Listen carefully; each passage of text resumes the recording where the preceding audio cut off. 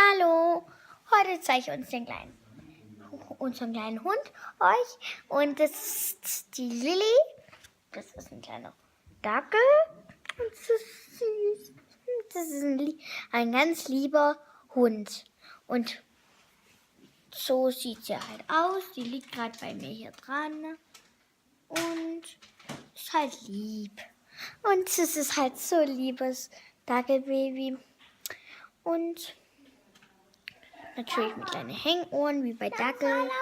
Und die heißt Lilly und die ist ganz lieb. Und mein Bruder ist das hier. Und er will Lilly gerade eine Schokolade geben, aber das darf sie nicht fressen. Dann tschüss.